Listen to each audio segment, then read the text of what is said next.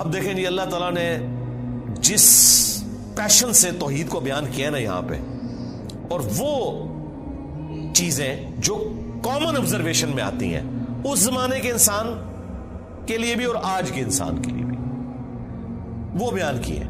جو میں نے آپ کو سٹارٹ میں کہا تھا سورہ یونس جو ہے آپ سمجھ لیں سورہ توحید ہے، اس کا ڈومیننٹ فیکٹر توحید ہے. قل من یرزقکم من السماء والارض، اے نبی ان سے پوچھئے بھلا بتاؤ تو کون ہے جو رزق دیتا ہے تمہیں آسمان سے اور زمین سے، آسمان سے پانی برسا کر اور اس کے ذریعے زمین سے کھیتی اگا کر. یہ اس زمانے میں بھی لوگوں کو پتا تھا کہ یہ کوئی بزرگ بابا نہیں بارش برسا سکتا، آج بھی لوگوں کو پتا ہے کوئی نہیں برسا. دیکھیں جب بارش نہیں ہوتی سارے بابے فیل ہو جاتے ہیں، ہاں ڈیم خالی ہو جاتے ہیں، بابے فیل ہو جاتے ہیں. وہ اللہ کی مرضی بارش دے نہ دے. امن یملک السمع والابصار، بھلا بتاؤ کہ کون ہے مالک ہے جو کان اور آنکھوں کا.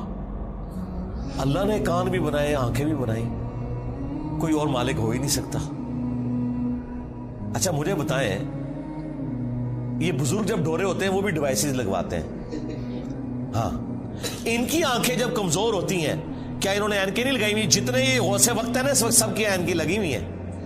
ہاں الیاس قادری صاحب بھی جب انہوں نے کچھ پڑھنا ہوتا ہے نا وہ کہتے ہیں مجدد بھی ہیں اور غوث وقت بھی ہیں اس وقت بریلویوں کے، اینک لگاتے ہیں.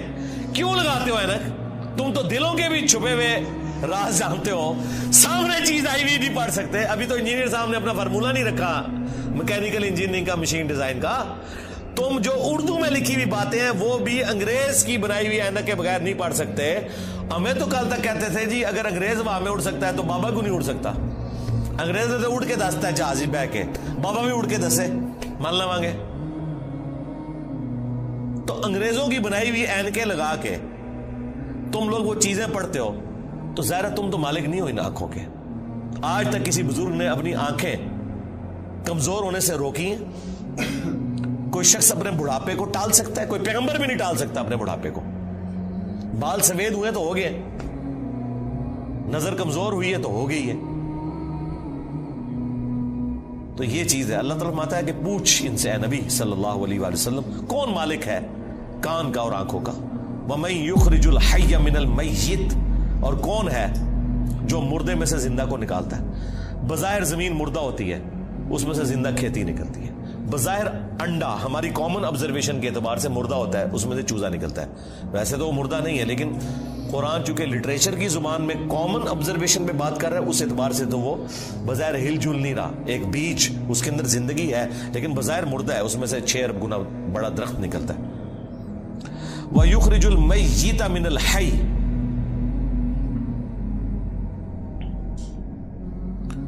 اور مردہ کو نکالتا ہے زندہ سے. زندہ میں سے مردہ بھی نکلتا ہے. یعنی مرغی انڈا دیتی ہے، بظاہر یہ بات ہو رہی ہے، میں سائنٹیفک لینگویج میں بات نہیں کر رہا، لٹریچر کی زبان میں بات کر رہا ہوں. زندہ درخت میں سے، اور وہ بھی زندگی اب سائنس ہمیں بتا رہی ہے. قرآن تو پہلے ہی کہہ رہا تھا کہ درخت زندہ ہے، کھیتیاں زندہ ہیں، لیکن اب ہمیں سائنس بتا رہی ہے ان کی فیلنگز ہیں باقاعدہ. یہ خوش بھی ہوتی ہیں ناراض بھی ہوتی ہیں. پھول مرجھا بھی جاتے ہیں، ان کے اوپر بھی کیفیات طاری ہوتی ہیں. تو آپ دیکھیں اسی میں سے وہ بیج نکلتا ہے، وہ بیج آپ بوتے ہیں ایک اور درخت نکل آتا ہے، ایک اور کھیتی نکل آتی ہے. وَمَن يُدَبِّرُ الْأَمْرَ، اور کون ہے جو سارے کاموں کی تدبیر فرماتا ہے. ظاہر ہے جی بزرگوں کو تو پتہ ہی نہیں، اور جن بزرگوں کو سورج کے سائز کا ہی نہیں پتا وہ سورج کو کیسے کنٹرول کر سکتے ہیں، اور سورجوں کی تعداد بھی نہیں پتا. ان بیچاروں نے یہی سورج دیکھا ہوا ہے. یہ تو سائنس بتا رہی ہے نا صرف ملکی وے گلیکسی میں جو ہے وہ 300 ارب سورج ہے ایک گلیکسی کے اندر، اور اس طرح کی 250 ارب گلیکسیز اور ہیں. بزرگوں تو پتہ ہی نہیں تھا. آپ لاکھ کہتے رہیں گے وہ شاہ شمس تبریز نے بوٹی پون لی سی. دادا کرو کہانیاں ان کی سنیں. فَسَيَقُولُونَ اللَّهُ، تو یہ انقریب کہیں گے اللہ ہی کرتا ہے. یہ دیکھو مشرکین عرب بھی بتوں کو ساتھ شریک ٹھہراتے ہوئے بھی کہتے تھے نہیں اے کام نہیں بت کر سکتے، اے وڈا ہی اللہ کرتا ہے. اور یہاں کہہ رہے ہیں بزرگوں کی ڈیوٹیاں لگی ہوئی ہیں. اندازہ کریں. فَقُلْ أَفَلَا تَتَّقُونَ، تو اے نبی سے فرماؤ کہ کیا تم ڈرتے نہیں ہو اس شرک کے کام سے؟ اندازہ کریں مشرکین عرب اللہ کو مانتے تھے لیکن اس کے ساتھ شریک ٹھہراتے تھے.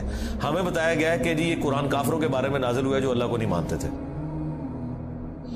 تاکہ آپ کا خیال ہی اس طرف نہ جائے کہ آپ کے بابوں کے بارے میں بھی ان کے ماننے والوں نے وہ عقیدے رکھے ہوئے ہیں جو مشرکین عرب نے اپنے ان بتوں کے ساتھ رکھے تھے، سوائے ایک فرق ہے کہ وہ انہیں چھوٹا آلیہ کہتے تھے. یہ آلیہ نہیں کہتے، اللہ کے بندے کہتے ہیں. ادروائز باقی ساری چیزیں وہی ہیں. اللہ کے نیک بندوں کے نام کے اوپر، فرشتوں کے ناموں کے اوپر انہوں نے بت کھڑے کیے ہوئے تھے. کام آگے یہ وہی کر رہے ہیں، لیکن وہ ایک فرق جو ہے نا وہ اس کو اتنا اجاگر کرتے ہیں کہ نہیں جی وہ تو ان کو چھوٹا معبود مانتے تھے، ہم اپنے ان بزرگوں کو معبود نہیں مانتے. تو اس کا جواب پھر میں نے دیا تھا سورۃ المائدہ کی آیت نمبر 75 میں. اللہ تعالیٰ نے جیزس کرائسٹ عیسیٰ ابن مریم ان کی ماں کی مثال دے کے کہا ہے کہ ایسی ہستیوں کو پوجتے ہو جو نہ تمہارے نقصان کے مالک ہیں نہ نفع کے. اگر عیسیٰ اور ان کی ماں کسی کے نفع نقصان کے مالک نہیں ہیں، اب تو بات پیچھے رہ گئی کہ کرسچن جو ہے وہ معبود سمجھ کے کرتے ہیں اور ہم بزرگوں کو معبود نہیں مانتے. یہ تو بات پیچھے رہ گئی. اللہ نے کہا عیسیٰ ان کی ماں تمہارے نفع نقصان کے مالک ہی نہیں ہے. اگلی گل مک گئی، وہ تو پیچھے رہ گئی، وہ پرانی گلاں ہو گیا، پرانے بابے پرانے بہانے تواڈے نسنے دے. اگلی گل پڑھو، عیسیٰ اور ان کی ماں تمہارے نفع نقصان کے مالک نہیں ہیں. اس پہ میں نے کہا تھا کہ اگر عیسیٰ ابن مریم تمہارے نفع نقصان کے مالک نہیں تو تواڈے بابے تو شاہی کوئی نہیں، عیسیٰ کے جیسا ہے ہی کوئی نہیں، عبد القادر جیلانی تو شاہی کوئی نہیں، ہاں مریم کے جیسا ہے ہی کوئی نہیں، رابعہ بصریہ تے شاہی کوئی نہیں. تو وہ آگے نہیں پڑھتے، کہتے ہیں پیچھے پڑھو وہ عبادت کرتے سن. سرکار مان لیا، آگے پڑھو کہ عبادت کرتے تھے یا نہیں کرتے تھے. اللہ نے کہا نفع نقصان کے مالک نہیں ہے، وہ اللہ ہی ہے.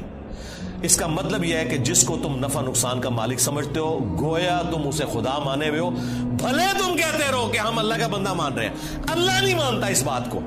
اس کے ثبوت میں سورۃ النمل کی آیت نمبر 62 ہے، امن یجیب المضطر اذا دعا ویکشف السوء وَيَجْعَلُكُمْ خُلَفَاءَ الْأَرْضِ أَإِلَٰهٌ مَّعَ اللَّهِ. بھلا بتاؤ تو کون ہے جو مصیبت اور پریشانی میں گھرے ہوئے شخص کی فریاد کو سنتا ہے اور اس سے اس کی تکلیف کو دور کر دیتا ہے اور تمہیں زمین پر اگلوں کا خلیفہ کرتا ہے. أَإِلَٰهٌ مَّعَ اللَّهِ، کیا اللہ کے ساتھ کوئی اور معبود بھی ہے جس کی یہ کوالٹی ہو؟ قَلِيلًا مَّا تَذَكَّرُونَ، بہت ہی کم نصیحت حاصل کرتے ہیں. اس آیت میں سورۃ النمل کی آیت نمبر 62 پارہ نمبر 20 کے پہلے صفحے پہ اللہ تعالیٰ نے واضح کہہ دیا کہ جس کے بارے میں تمہارا یہ عقیدہ نا کہ تمہیں مصیبت اور پریشانی میں تمہاری تکلیف دور کر سکتا ہے، دعا میں تم اسے پکارو گویا تم نے اسے خدا مان لیا.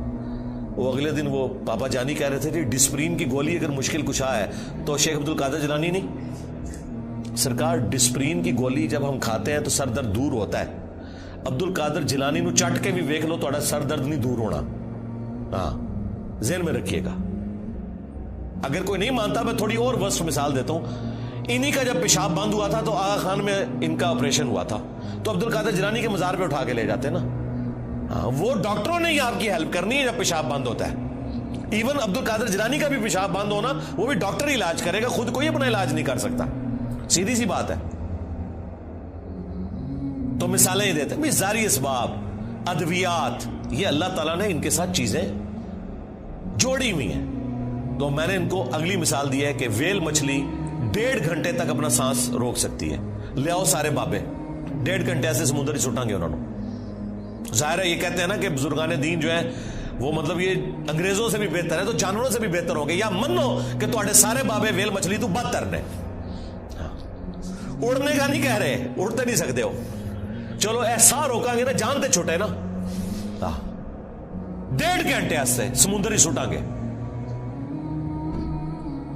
ایڈا وڈا وٹا بن کے تاکہ باہر بھی نہ نکل سکن. 1.5 گھنٹے بعد کٹا گے، چلو 5 منٹ پہلے میں کر لاں گا انشاءاللہ احتیاطن. جسے زور احتیاطی پڑھ دینے نا ہے، میں بھی احتیاطن 5 منٹ پہلے ایک بار کٹ لواں گا، لیکن کوئی روک کے دسے منو کچھ بھی نہیں ہو سکتا میرے بھائی. یہ سب کے سب جھوٹ ہے جو انہوں نے مشہور کیا. اللہ تعالیٰ فرما رہا ہے نبی ان سے فرماؤ تم پھر بھی ڈرتے نہیں ہو اپنے اس شرکی عقیدے سے. فَذَلِكُمُ اللَّهُ رَبُّكُمُ الْحَقُّ، تو یہ ہے اللہ تمہارا حقیقی رب جو الحق ہے تمہارا پالنے والا، فماذا بعد الحق الا الضلال، تو بتاؤ حق کے بعد گمراہی کے سوا کیا بچتا ہے؟